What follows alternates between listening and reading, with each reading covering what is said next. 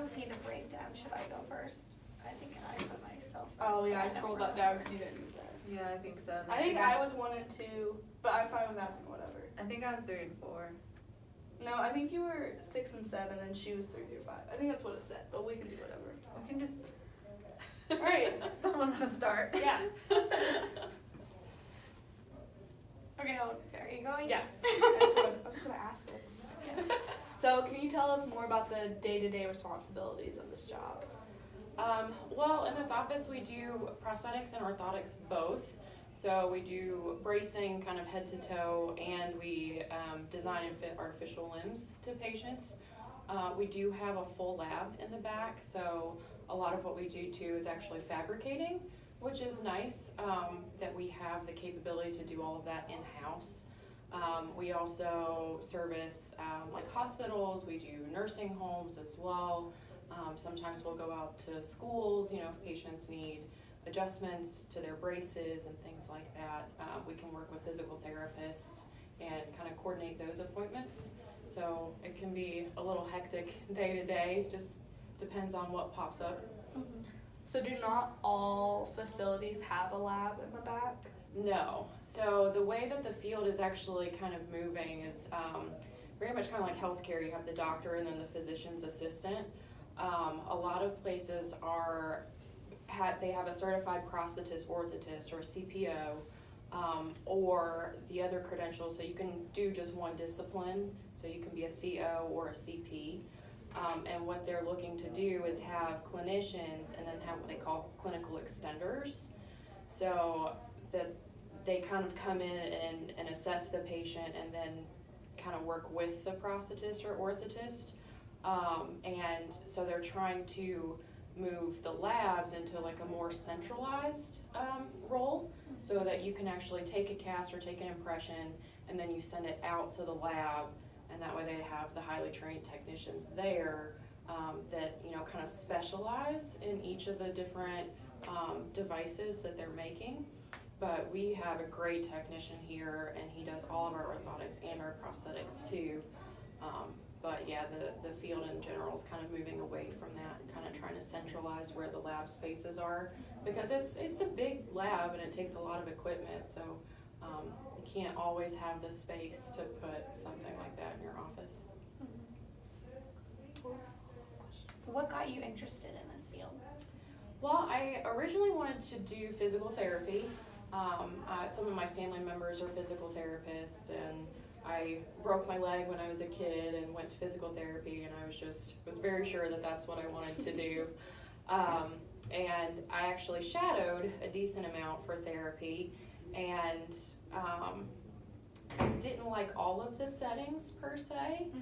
So I looked into, I had some friends that were in the military, and I kind of thought about going into the military and being a physical therapist there, but I had already graduated from college, so they said that if I went into the military, it would be like a managerial type role, like I really wouldn't be treating patients.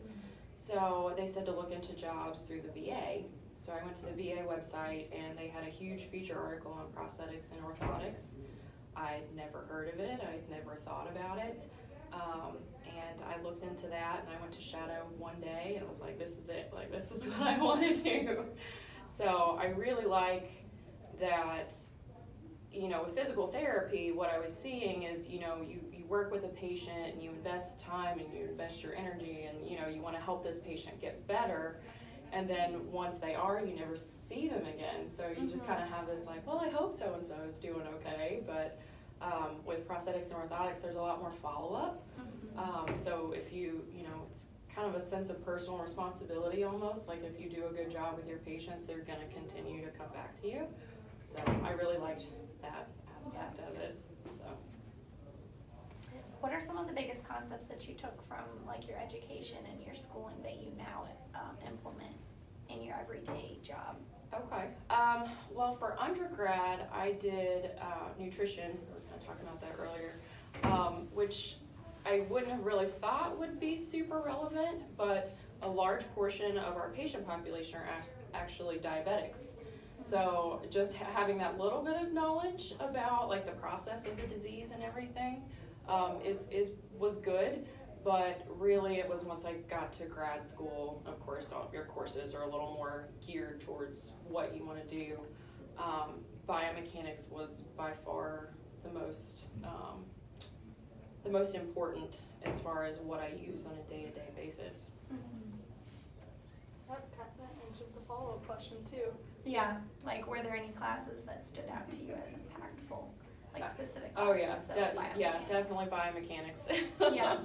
Are there any from So- undergrad that stood out to you that like either prepared you for grad school or? Well, I mean, physics actually. Here we go. All the vectors and all of that good stuff. Because a big portion of what we study is like gait kinematics and like loading responses. So like a patient's body weight versus kind of where their limb is in space. So you really, really dive into gait. So that was a big one. How do you teach your patients to retrain their limb volume, and like how does that affect like the fluid in the body? Like how does fluid affect them? Okay. Sorry. We Really worded bad. that That was differently. really bad. That's Made okay. more sense when we wrote it. Yeah. Limb volume is actually a really huge issue for amputees, particularly kind of immediately post-op. There's a lot of swelling in the limb. Obviously, it's an amputation is like an isolated trauma, and so there's a lot of swelling in the limb. So we try actually very soon after surgery to start implementing this kind of like volume management, and we use something called a shrinker, which is essentially it's just a compression garment that the patient wears on their leg. It helps shape the limb. Because the limb is usually very bulbous after surgery, and if you think about if you have a wide point here and you have to drop your leg into something, if you have that wide point, it has to squeeze past a more narrow point proximal to that or above that, and that can be pretty uncomfortable. So we try to shape the limb so we get like a very conical shape. But in addition to edema being present in the leg is going to get smaller based off of muscle atrophy as well. So the day that a patient gets fit with their prosthesis, they're just going to lose volume from there moving forward. So there's a lot of training on how do you kind of maintain that volume or kind of stabilize that, so using that compression garment. And if you think about it too, so you know how fluid acts in the body, if you're sitting and you have your leg hanging down, well that's where all the fluid is going to tend to pool is distally. So with having compression, we try to keep that from occurring too much. And then once a patient is actually fit with their prosthesis, then they're up and they're bearing weight through surfaces on their body that have never really carried weight before. So just as they start to walk, the way that the veins, get everything up and out of the limb is the muscles squeezing on them. So when a patient gets up and starts walking, then you really start to see a volume loss, just because you're recirculating all of that fluid. So we try the socket stays kind of the same shape, and it's the patient's limb that is changing. So we try to utilize socks to kind of build their volume back out so that it fits in the socket. And it's a very tricky thing for patients to learn. There's a lot of education on that, and a lot of, unfortunately, trial and error on the patient's part until they really kind of start to grasp that concept. Yeah. So would this be like a lifelong problem that they would have to be watchful of? It is. So patients' limb volume or the fluid can change very quickly. So day to day, based on your diet, if you ate something really salty the night before, the volume is going to be bigger the next day just because of that water retention. The rate at which you see the volume changes occur kind of slows down. I tell patients, your first socket, so the socket is the rigid portion that actually supports the body weight. Your first socket, you might get somewhere 3 months to 9 months, depending on how quickly you change volume. and then the next socket, maybe you get a year out of that one, and then the next socket, maybe that's 2 or 3 years. So that rate tends to kind of plateau or kind of drop off even. But yeah, it changes a lot in the beginning. I mean, your volume's typically biggest first thing in the morning when you get up. So I have some patients that will put their prosthesis on and it fits, and by the time they've brushed their teeth and had their coffee and walked around for 15 minutes or so, their volume is down. So then they have to sit down, take everything off, layer on a sock, and then kind of continue about their day. So it can change from day to day. It can change from morning to night. It can it can be an hour or two. It doesn't take much. So it's a tough concept to teach and to learn. And with putting on the socks, do they ever have problems with like it rubbing or chafing or anything, or the socks most of the time stay in place? We always have a gel layer that goes on first, and that it's tacky. So what we want it to do is actually adhere to the skin so that we can reduce friction within the socket, so that those forces don't get transmitted to the patient's limb. The issue with socks become as you're trying to add bulk or volume back to the leg, so you start layering all these socks on. If you think about when you bend your knee, your pants bunch up back there. So if you think about adding all these layers of socks, it becomes more difficult to flex your knee. So that's when the socks can kind of tend to pinch or bunch up or be a nuisance. Yeah. That's the next question that we have. So I know you mentioned like at the beginning that there's more problems with the fluid buildup. Are there any other like specific conditions that would need to be like monitored and people could have that would need to be monitored more closely? Yeah, absolutely. So to kind of break down, we essentially have 3 patient populations for our amputees. One is kind of your dysvascular and diabetic patient. So a lot of times their etiology is because diabetics have poorer circulation and they have longer healing times. So something as simple as having a blister on their foot, and a lot of times too their sensation is decreased. They may have neuropathy, so they could have a blister, not know that it's there, and then that gets infected, and then that's when they end up having to perform the amputation, is to clean all of the infection out. So those patients you definitely have to monitor very closely. One, we were kind of talking about the volume, they don't have great circulation. So their volume is going to fluctuate more because they don't have great circulation. As well as anytime you wear a prosthesis, you are going to have pressures in there inevitably. And if they get pressures on the cut end of that bone, heaven forbid, the reason we're here in the first place is because they had a sore that got infected. Heaven forbid they get a sore or rub a blister or something on the bottom of their leg, and again, they may not be able to feel it. Well, then we're looking at, again, like prolonged healing times, and so we really closely monitor those patients and kind of stress the importance of inspecting their limb. So even if you've had, particularly for their first one, but if you've had the leg on for a while, actually sit down, take everything off, check your skin, make sure everything's looking okay. Don't just go out on your first day and wear it the whole day and walk around everywhere. It's like a new pair of shoes. You don't want you don't want to rub a blister or anything like that.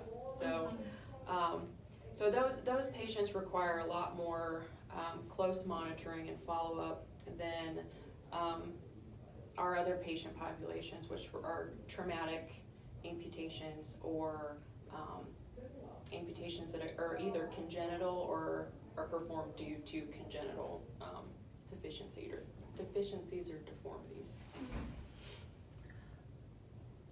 Do you want me to ask? I'm sure we're on board. What's the hardest transition for most amputees when they first start using a prosthetic? Volume management is, I know we've talked a lot about that, but it is kind of the hardest thing for patients to grasp.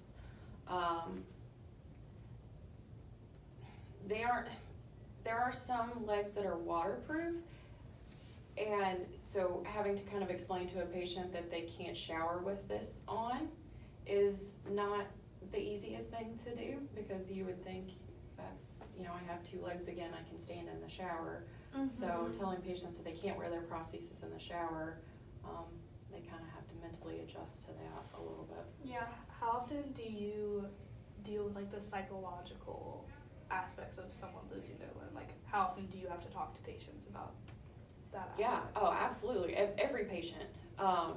So they've, you know, in the research, they've equated losing a limb to losing a sibling. So a lot of patients, I mean, there's a huge psychological component to this. What we try to do is we actually have a peer mentoring program. So we have patients that wear prostheses, and they come in for like a day-long training on kind of how to talk to other patients. We try to implement this prior to surgery, but that doesn't always happen.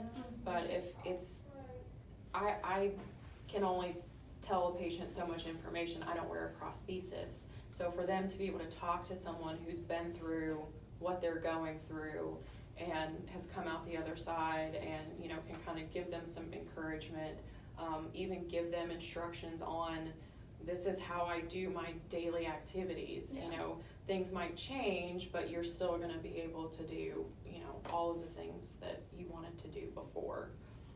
So peer mentoring is a really nice thing that we offer our patients.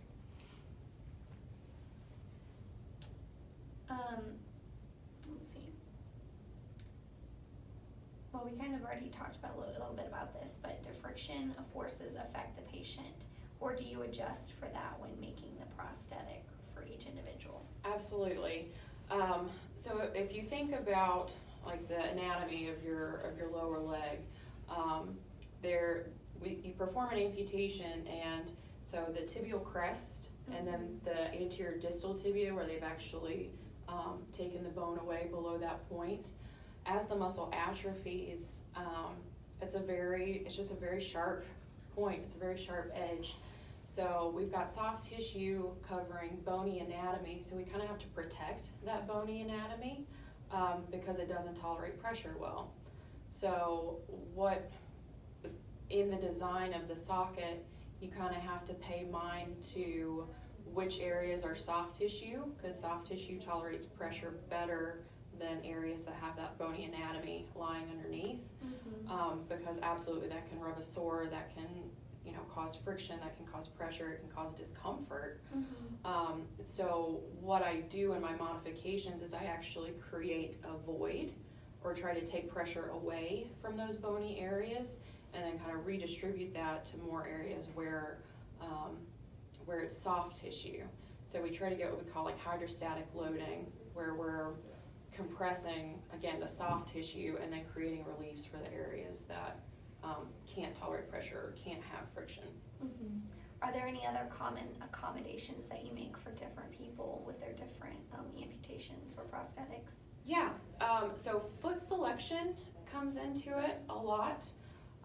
We kind of, our patients are put into categories based on their activity levels, and with insurance, it kind of breaks down what feet or knees that people qualify for, because a patient that is super active is going to need componentry that has like vertical shock to it, that has like multi-axial motion, you know, at the ankle, and, you know, can accommodate, because that helps accommodate like uneven ground. So like we tell our patients all the time, the world is not flat. So I mean, you think about walking on a sidewalk, or walking from gravel to grass to different terrains. We try to provide feet or knees or componentry to these patients that will accommodate for that, so that those components are more compliant with the ground, which means it doesn't translate as much shear force to the limb. So component selection is a big part of how we try to kind of control those pressures or forces. Like, Holly, if you want to ask this one. Yeah. So like what part of the prosthetic do you think is like the biggest innovation that makes it function like a normal leg? Like Sorry, say that again. like what part, not a good question. Okay, like what part of the prosthetic like Makes it less of a machine and Yeah. more of like a limb, an actual limb for the people who are able to use them. might be too. Trying to think of what makes it less like a machine and. Like for that people that can just like walk and like Okay. like, you know, it's now like recreating like an ankle and like recreating Gotcha. that part of the leg or whatever that they lost. Gotcha. The advancement in like materials selections has really been. Scratch that. How do I want to say this? This one's too complicated too. No, I see where you're going with it. Yeah, material selection is what has really influenced kind of the natural movement of some of the prostheses. What carbon fiber, a lot of the prosthetic feet are constructed out of carbon fiber. One, it's a very lightweight material. Two, the way that the feet are designed, it actually gives some energy return to the patient. So as the patient makes heel contact, which is kind of the first part of the gait cycle, it is a flexible enough material, the way that it's fabricated, that it actually deflects a little bit. So we're able to, as the patient rolls over the toe, there's actually loading that occurs to the foot and spring. So it's able to kind of mimic natural gait better than what feet were when the field first started, which was a wooden block, essentially, like you were walking on a 2x4. They literally had what they call a wooden keel. So it really was just a block of wood inside some rubber, and that's what patients were walking with. So the carbon fiber has definitely kind of advanced the field as far as how comfortable patients can be. Yeah. Would you say that the carbon fibers also kind of acts like a spring? Because I know there's different types. Yeah, absolutely. Yeah. And some of the design components to the feet too. So if you think about like lever arms, so if the carbon fiber strut of the foot is longer, then it actually, it's able to deflect more. And then as the patient takes their weight off of it, that spring is kind of increased.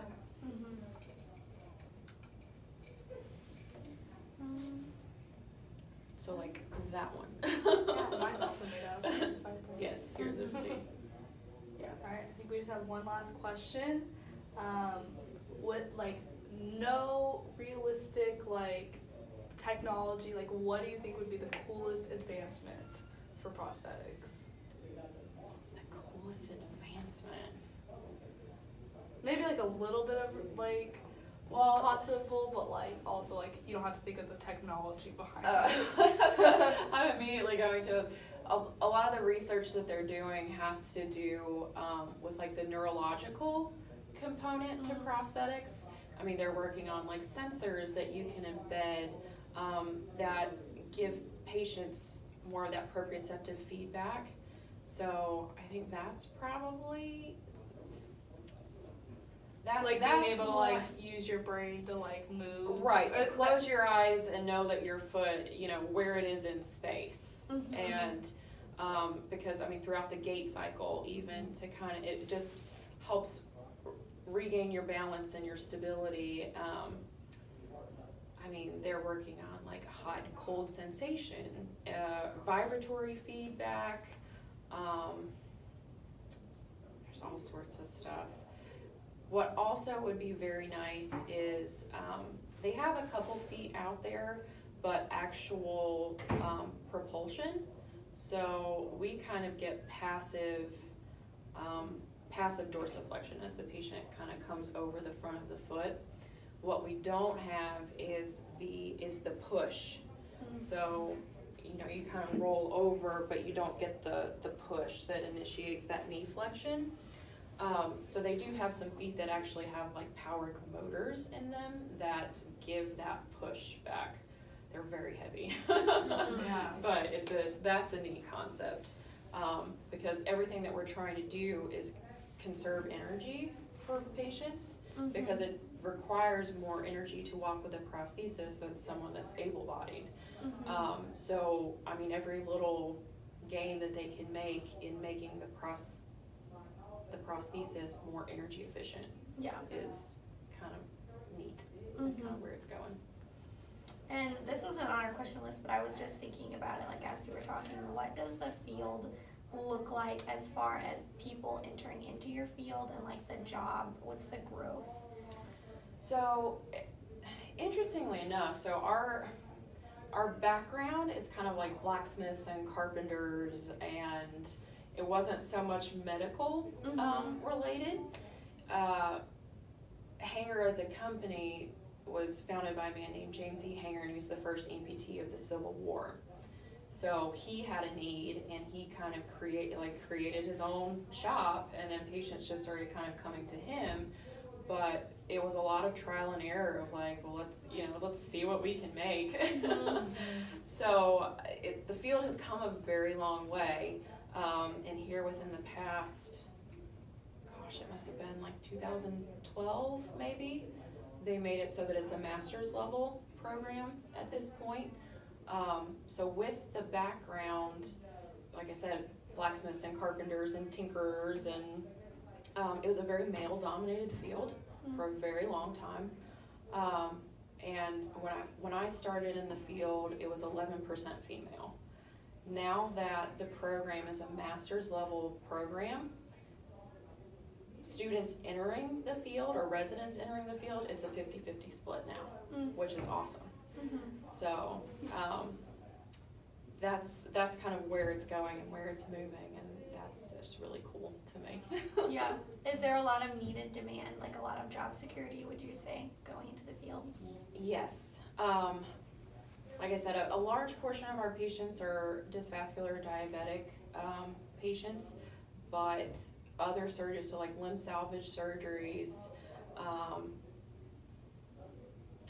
all that population is growing, and especially as patients are living longer, and so it's the patient population is definitely growing, so it will be in demand for a while. I also just have another question. So like, because you continue the relationships with patients and like continue to see them, like how does your like schedule stay open to like see new patients if like does that make sense? Like, or does it not, like? Well, and I have kind of my normal patient load, and I follow up very closely with my patients, or I at least try to. But as far as new patients go, I probably only have maybe 3 to 4 new patients in a month. So because patients' limbs are constantly changing size and shape, a lot of my job, like I said, is very close follow-up, because at some point that patient's going to need a new socket.